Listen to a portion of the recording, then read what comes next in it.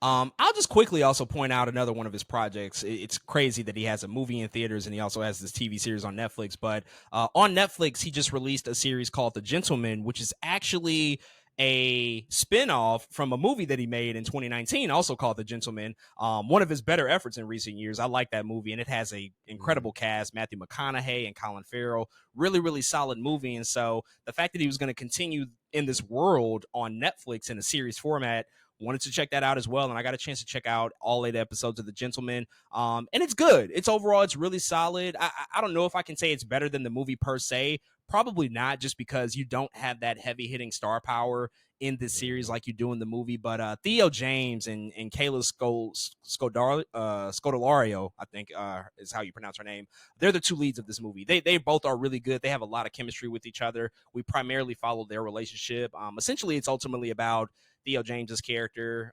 He inherits this vastly wealthy empire, but it turns out that this empire is very much embroiled in a criminal enterprise and underworld. They're involved in drugs, and so he now has to deal with all of these colorful characters that come with this crazy criminal empire that he was not anticipating, but now he has to adapt his life to. And it's really just about that. And that's also very similar to the movie. It's about a person inheriting something, and now it's all of a sudden them involved in criminal, doings. And ultimately, this is more, I think, traditional Guy Ritchie, where you kind of get the hallmarks of what his movies are about. It's about gangsters and drugs and foul language and stylish fashion and over the top violence, because this is ultimately about an aristocratic family and how they operate in the drug world and how they operate in the criminal world, which is, it's kind of a juxtaposition of those ideas. Like, they're British aristocrats, they're high class, very affluent, very wealthy, but they're moving like gangsters, So it's not like Scorsese gangsters, It's not like gangsters that have to come from behind. They're underdogs and they have to build their empires. Like, no, these people are very, very wealthy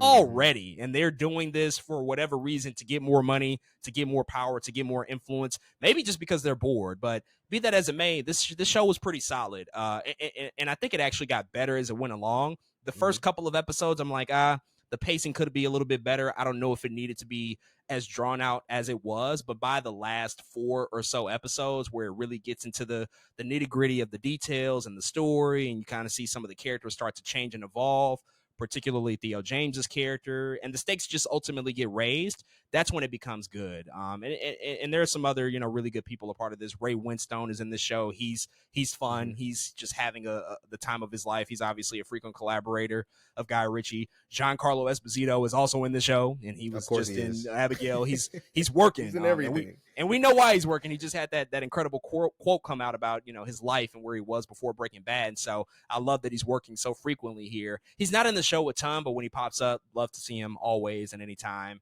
And ultimately, I had a decent time with it. I think it's a good companion piece alongside the movie. If you like the movie, if you were a fan of that, I think you'll find enough out of this that you'll be a fan of as well. And so we'll see if it gets a season 2 or not. I know it was definitely a successful show in terms of viewership and watch time and all those things. I don't think that they've confirmed season 2 just yet, but I'd be interested to continue down this journey if they do so.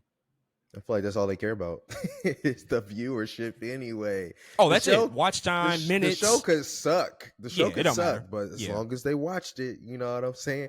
It's on the radar for a new season. But yeah, I'm gonna have like a whole Guy Ritchie stretch of where I'm just like, let me catch up on the movies I haven't seen. Let me watch The Gentleman and get my life together. I'm gonna get it together. But yeah, I can't wait to watch this either.